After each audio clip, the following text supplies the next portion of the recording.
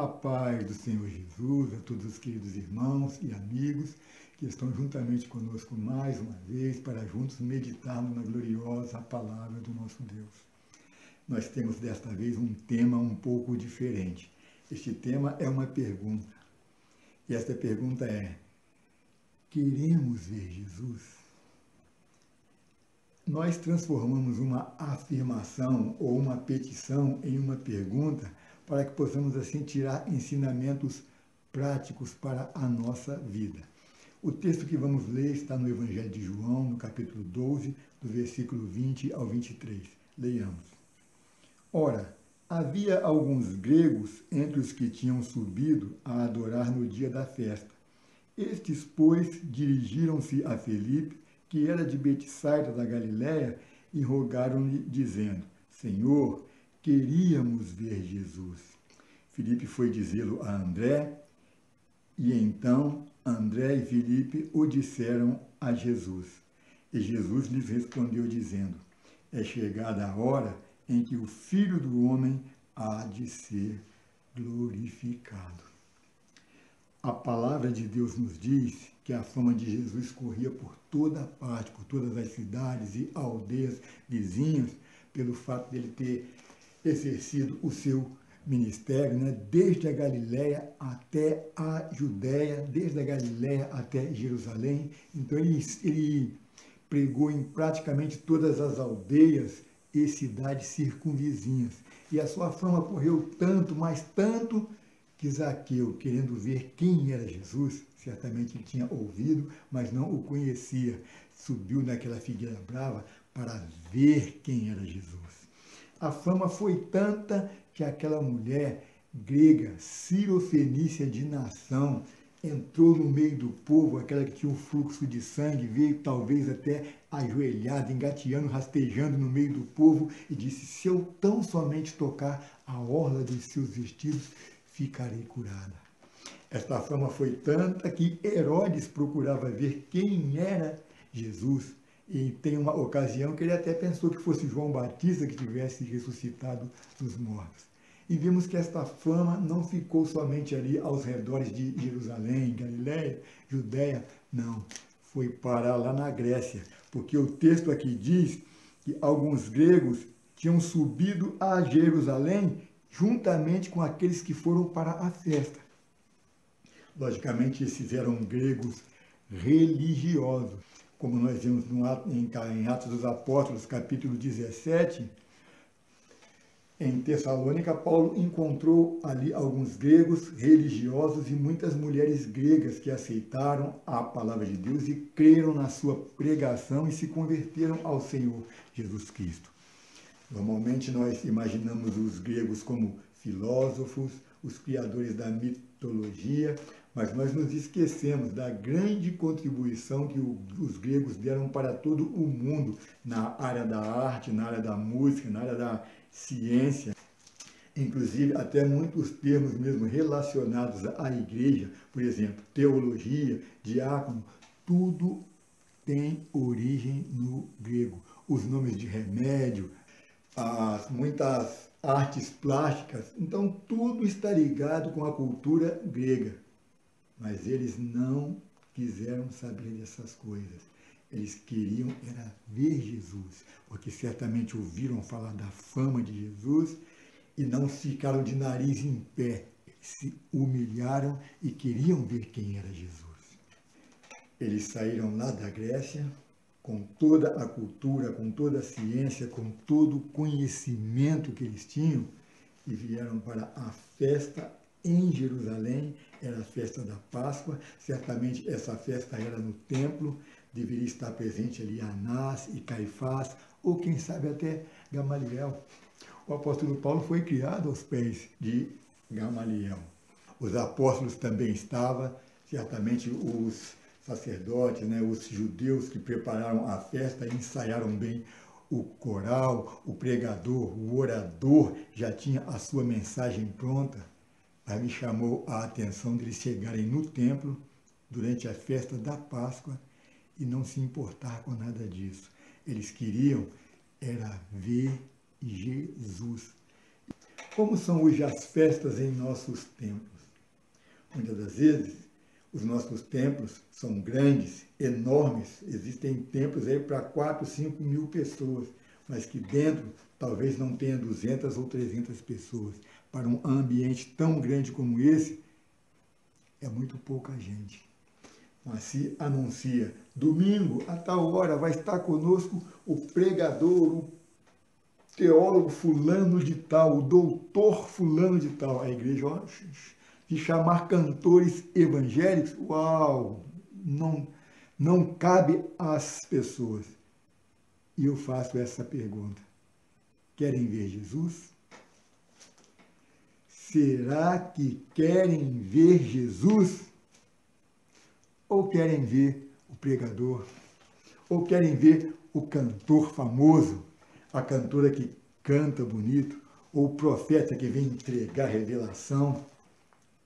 Eu não tenho nada contra essas coisas, eu sou pentecostal, mas eu creio que se a igreja enche nessas ocasiões para verem esses pregadores, para verem os cantores, para verem os profetas que entregam revelação, ela tem que estar cheia também para render o culto a Deus, ela tem que estar cheia para participar da escola dominical, ela tem que estar cheia num culto de Santa Ceia, ela tem que estar cheia num culto de doutrina.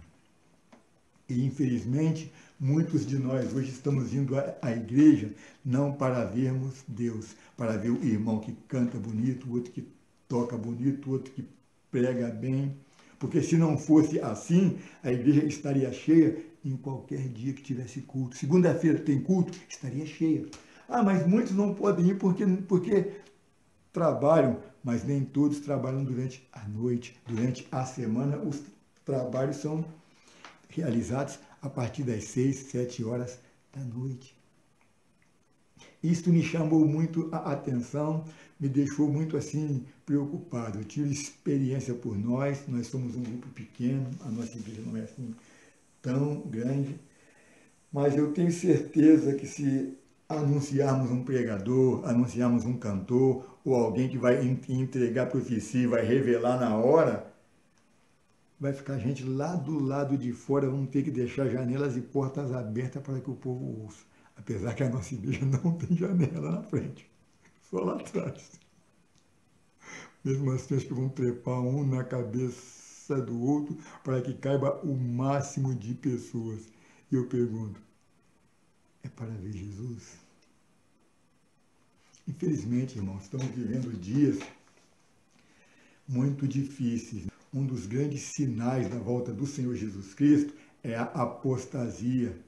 E quando se fala de apostasia, pensa logo no povo, eu vou abandonar o evangelho. Não, as pessoas continuam frequentando igrejas, continuam participando da Santa Ceia, continuam vindo nos cultos, poucos vêm à escola dominical e aos cultos de doutrina, mas continuam vindo. Mas muitos não estão vindo à casa de Deus para ver Jesus. Aqueles gregos não se importaram com a possível presença de Gamaliel, não se importaram pelo fato de Anás e Caifás serem o sumo sacerdote. Hoje isto representaria o que em nossos ministérios? O presidente, o capo, o chefe do ministério, o doutor fulano de tal, que quando entra na igreja todo mundo fica de pé. E quem fica de pé para receber Jesus? Quem fica de pé para receber Jesus?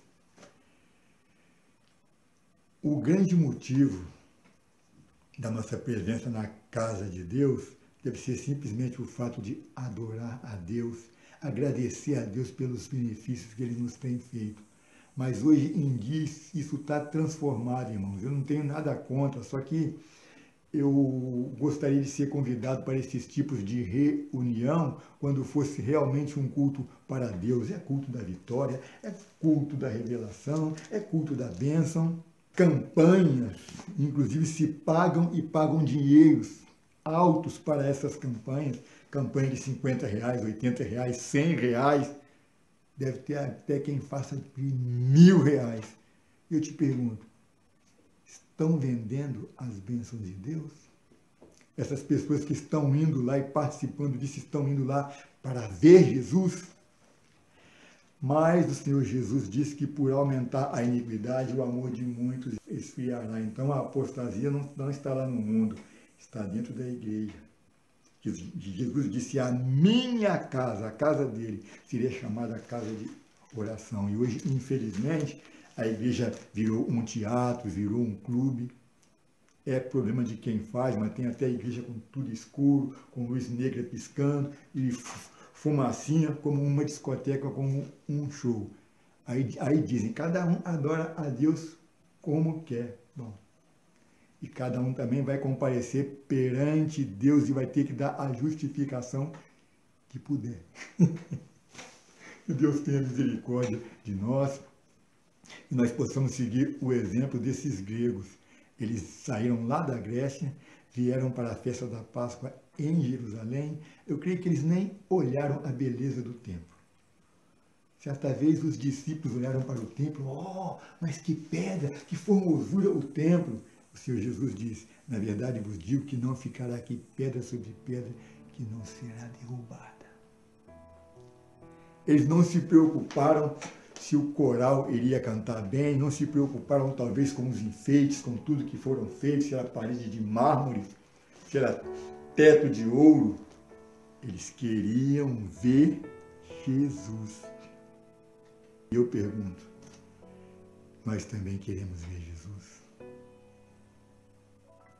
Eu vou parar por aqui, irmãos, para que eu não me torne enfadonho para aqueles que estão nos ouvindo. Mas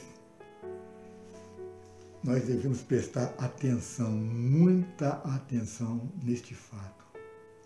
Queremos ver Jesus ou aqueles que vêm se apresentar e dar show para nós? Queremos ver Jesus ou aqueles que vêm profetizar muitas vezes até da carne, como eu já vi? Que nós possamos reconhecer que a casa de Deus é um lugar onde nós vamos para adorar a Deus, para glorificar a Deus, para contemplar a beleza e a formosura do Senhor, como diz o Salmo 27, versículo 4. Eu gosto muito deste versículo. O salmista pediu que ele pudesse estar na casa do Senhor todos os dias da vida dele, para contemplar a formosura do Senhor e aprender no seu templo. O que diz o Salmo 100? Apresentai-vos a Ele, e muitos estão indo por causa de fulano, beltrano, ciclano, pregador X, pregador X, pregador A, pregador B, cantor famoso fulano de tal, que está aí na onda, na mídia. Que nós possamos tomar muito cuidado e render o nosso culto para Deus. Quando formos à casa de Deus, irmos lá para ver Jesus, para ouvir a sua voz, os seus conselhos, a sua exortação ou aquilo que servirá para a nossa edificação. Porque o que passa disso, diz Paulo, é de procedência maligna. Eu encerro com Atos dos Apóstolos, capítulo 17, versículo 36, quando diz, porque dele e por ele e para ele são todas as coisas.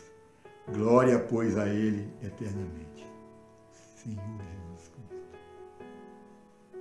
Fica com esta pergunta. Você quer ver Jesus? Deus te abençoe. Tenha um ótimo dia, uma ótima tarde, uma ótima noite, na presença gloriosa do Senhor Jesus Cristo. Graças a Deus.